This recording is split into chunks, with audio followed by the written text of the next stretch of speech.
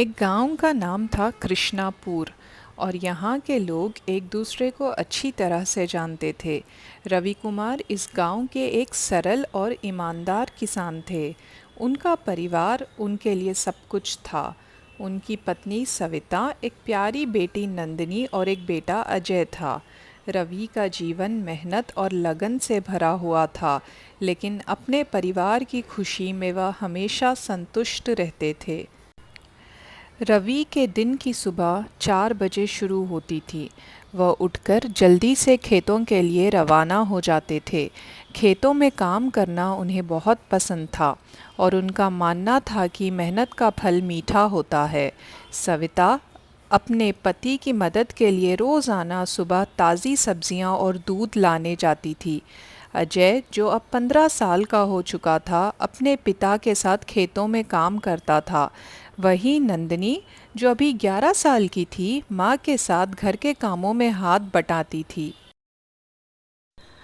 घर के आंगन में एक छोटी सी बगिया थी जिसमें सविता ने अपनी पसंदीदा फूलों की खेती की थी।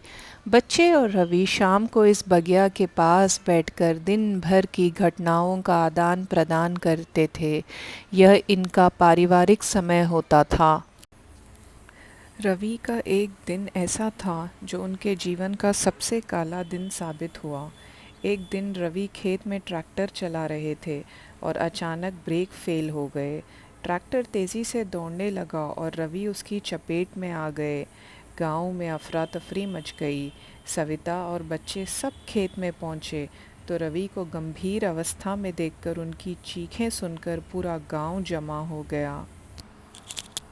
रवि को तत्काल गांव के प्राथमिक स्वास्थ्य केंद्र ले जाया गया, लेकिन उनकी स्थिति इतनी ख़राब थी कि उन्हें शहर के बड़े अस्पताल में भेजना पड़ा। सविता और बच्चों का दिल टूट गया था। रवि के इलाज के लिए बहुत सारे पैसों की ज़रूरत थी। सविता ने पड़ोसियों और रिश्तेदारों से मदद मांगी, लेकिन इलाज के खर्चे बढ़ते जा रहे थे और स्थिति कठिन हो रही थी। रवि की हालत दिन ब दिन बिगड़ती जा रही थी। नंदिनी ने महसूस किया कि अगर उसने खुद को जल्दी से संभाल लिया तो शायद वह अपने परिवार की मदद कर सकेगी। नंदिनी ने सबसे पहले अपनी पढ़ाई की किताबें बंद कर दी और घर के छोटे मोटे कामों को संभालने लगी। उसने अजय की पढ़ाई की जिम्मेदारी ली और सविता को मानसिक रूप से संभालने की कोशिश की। गांव के लोगों से मदद मिलने में परेशानी हो रही थी, तो नंदिनी ने खुद काम करने का निर्णय लिया।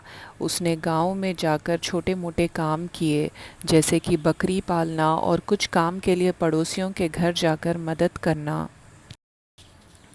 रवि की स्थिति लगातार खराब होती गई और नंदिनी ने अपने पिता के इलाज के लिए हर संभव प्रयास किया।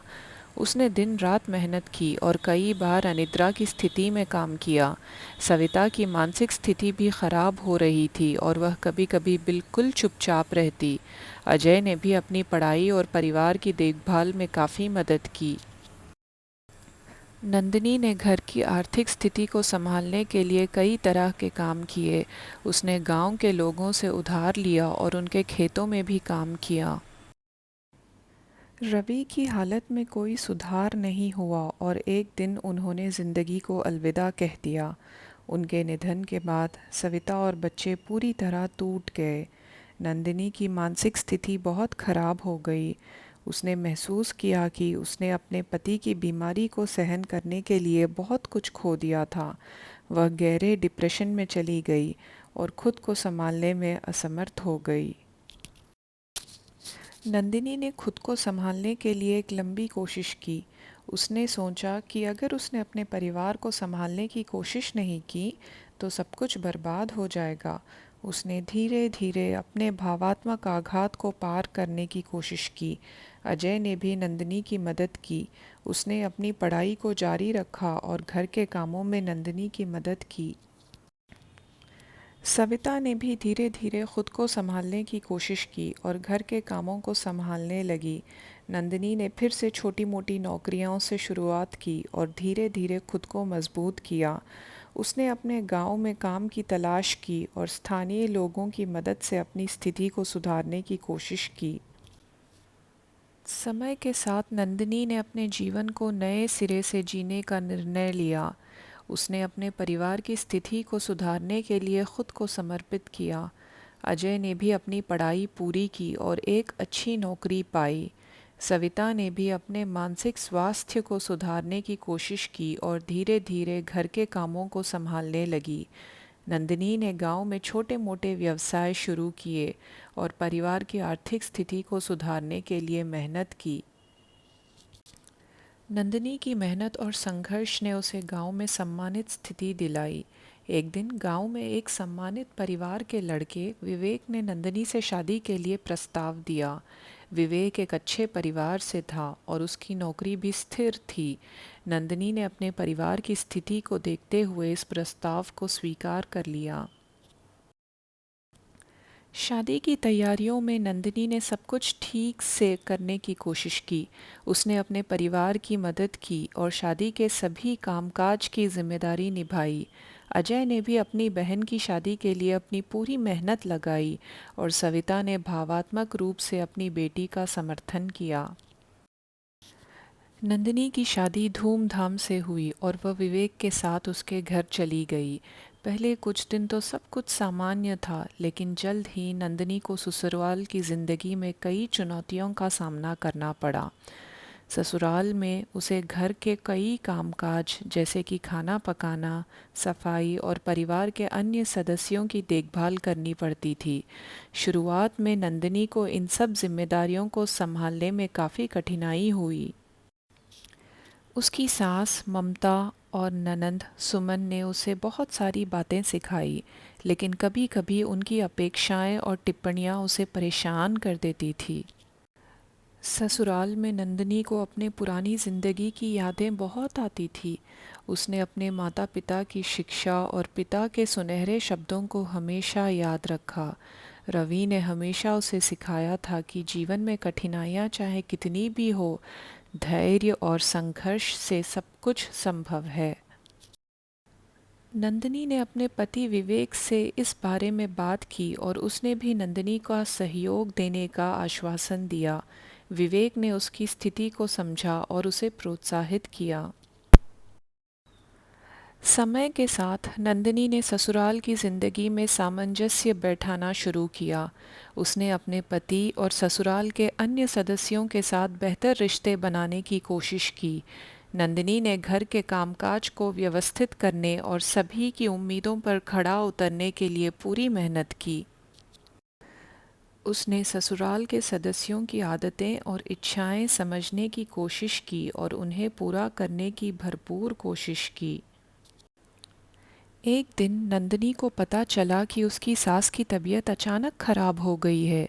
वह पूरी तरह से असहाय महसूस कर रही थी, लेकिन उसने अपने पिता के शब्दों को याद किया और धैर्य रखा। नंदिनी ने ममता की देखभाल पूरी लगन से की और उन्हें चिकित्सक के पास ले जाकर इलाज करवाया। इस दौरान विवेक ने भी उसकी पूरी मदद की और नंदिनी के समर्पण को सराहा। ससुराल में समय बीतता गया और नंदिनी ने धीरे धीरे अपने संघर्षों को पार किया। उसने अपने पिता की शिक्षा को अपने जीवन में अपनाया और अपने परिवार की खुशहाली के लिए काम किया। विवेक ने नंदिनी के संघर्ष को समझा और उसे हमेशा समर्थन दिया। उन्होंने मिलकर एक खुशहाल जीवन बिताया और नंदिनी ने अपने ससुराल में एक स्थिर स्थिति प्राप्त की। नंदिनी ने अपने पिता की सुनहरी शिक्षा को अपने जीवन के हर पहलू में लागू किया।